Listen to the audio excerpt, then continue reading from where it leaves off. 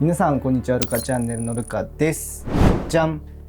ついに来ました。ベイブレード X 最重量級のフェニックスウィング。はい、こちらね、先日行われた国内最高峰の大型大会エクストリームカップ G1 で先行販売され、年末にね一般販売もしたわけなんですけれども、そこから、約1ヶ月ぐらい経ちまして、本当にね SNS、YouTube とかでも、各社クリエイターの方々が、いろんな改造をね検証されてアップされていたかと思ったんですよ。例えばね、僕もこのカスタマイズ、すぐ試したんですけれども、ポイントビットとかギアボールビットとか、バランスとかスタミナ系のビットなんだけれども、なんだかんだ言って、アタック系のカスタムにね落ち着いたんじゃないかなって個人的には思ってるんですね。なので2024年、一発目の、検証動画ということで、今ラインナップされている全てのビットのパーツをこのフェニックスウィングにつけて、検証をねやっていきたいなと思っております。で、最初にお伝えしていくんですけれども、僕はね動画クリエイターとして今までずっとねベイブレードに関するいろんなカスタムとか、いろんなデッキ解説をしてきましたと。で、2023年は正直ね、撮影外で、ベイブレードを触れる時間っていうのが、本当に限られていて、僕の中で掘り下げられるものが、そこまでねこう突き詰められたかなっていう感じはなかったんですね。で、その上で僕はちゃんと、皆さんに本当にいいなと思ったものを率直にねお伝えすべく、今回がっつり検証していきたいと思っております。じゃん。はい、今回このヘルズサイズ 360B と対戦していく構成にしていきたいなと思っております。やっぱりね検証していくからには、これまでずっと安定した勝率を誇っている、こちらのカスタムにぶつけて、それぞれ撮影した映像が実際どんな動きになっているのか、どんな差があるのかっていうのを、それぞれね特徴があると思うんだけど、このパーツにはこういうねカスタムの特徴があるっていうことをねしっかりね言語化した上で、皆さんのねフェニックスウィングの、カスタムを選ぶね、一つの選択肢になればなというふうに思っております。まずはですね、アタック系統のビットから見ていきます。フラットビットですね。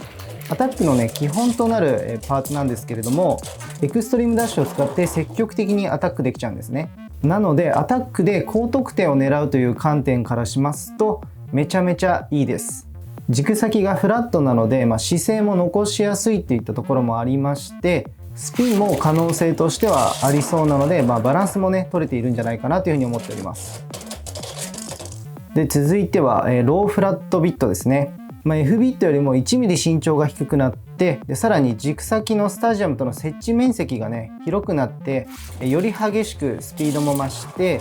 攻撃的な動きになったと。正直うまく当たってくれれば威力はあるんだけれども、攻撃に振りすぎて、スタミナが極端に落ちた。よって100か0の勝負にはなりがちなんですけれども、個人的にフラットビットが好きな、僕としては、悪くはないんだが、何とも言えない。一方で一番バランスよくアタックと最後の粘りをね兼ね備えているビットとしては、僕ラッシュビットだなと思っていて、相性がね超良かった。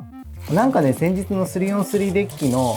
カスタムの中でも、これをね、お伝えしてはいるんだが、ラッシュビットのおかげで何度もエクストリームラインに乗っかることができて、重力のアタックをぶつけられるチャンスっていうのが、多いっていう感じですね。それによって相手を弾き飛ばして、スタミナロスをね大きくさせるぞっていうところをお伝えした上で、後半回転数が落ちてきても、姿勢をね戻して、器用な動きをするっていったね特徴があります。次、ギアフラットビットですね。ギアが軸先まで延長していて、エクストリームラインに乗りやすく、スピードもさらに増してると。これはデフォルトなんですけれども、コントロールがほぼできないので、偶発的に起きるポジティブな事故によってポイントをゲットできればいいかなっていう感じ。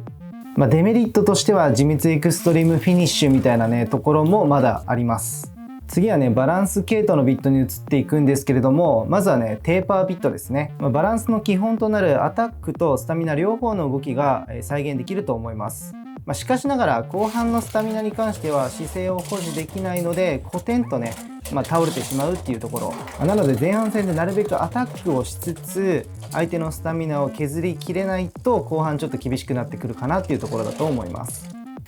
で、次はねポイントビットですね。動きとしてはフラットビットのようにエクストリームダッシュを再現しつつ、暴れきらずにスタミナを残しながら後半はね中心に降りていくので、相手にちゃんと当たれて、飛ばせるといったね良さがあります。ただ一方でビット中心の突起がある部分、姿勢がね傾くと戻しにくいのでスタミナロスが大きい印象ですね。これフェニックスウィングが重いからこそ傾くとかなり辛い。なので最後の方はね回転が弱まると簡単に倒れちゃうといった部分も理解しつつ扱う必要があるんじゃないかなというふうに感じております。次はハイテーパービット。テーパービットよりも 1mm 身長が高くなって、動きはね、テーパービットと、同じ感じかなと思っていていいんじゃないかなというふうに思います。やはり前半にある程度のダメージを相手に与えておかないと後半は姿勢を崩すので、スタミナ勝負に持っていかれるとめちゃめちゃ不利です。ここからねスタミナ系統のビットに移っていくんですけれども、ボールビットですね。スタミナとしてはねシンプルに強いと思います。少し前にドランソードにボールビットをつけたカスタムを見かけたんですが、カウンターしてスタミナで勝つみたいなコンセプトだったかと。ところがフェニックスウィングの場合はやはり重量がもうブレードにあるのでバランスを崩しやすいといったところがマイナス要素になっていました。特にヘルズサイズはブレードのスマッシュ形状で相手を寝かしに来るので相性が悪い。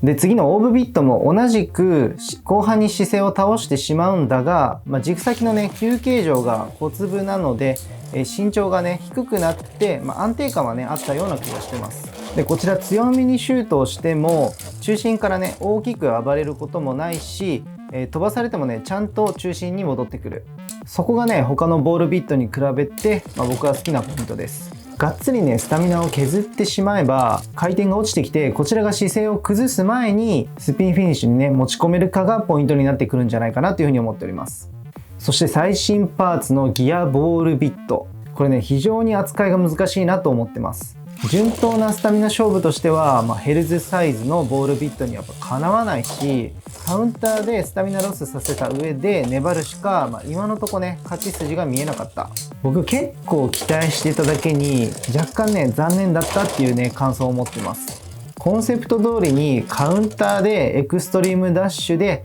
アタックをしつつ最後はねしっかり粘るといった、再現性がねもうちょっとあるといいかなっていうふうに思いました。で最後はディフェンス系列のビットからニードルビット、ここまで僕の動画をねご覧になられてる方々は、だんだんとね相性のいい悪いっていうのがね分かってくるかと思うんですけれども、シャープ軸で中心にとどまるようなビットに関してはやっぱりね傾きやすいしアタックベイ相手にはちょっと狙われやすいかなと。なのでニードルよりも 1mm 身長が高くなった、HN ハイニードルビットですね。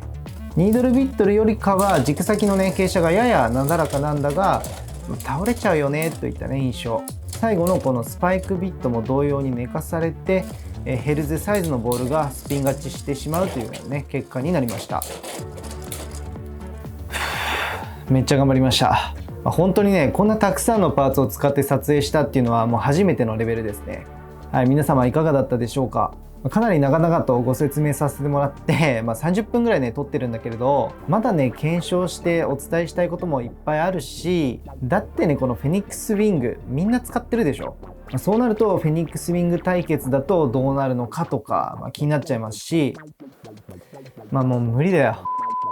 はい、ごめんなさい、全然無理じゃないです。はい、これねそれぞれいいところ悪いところあったと思うんだけれどもまとめます。あえてね、僕がダメなところを言うのであれば、フェニックスウィングは重量が重いのでトップヘビーになってると。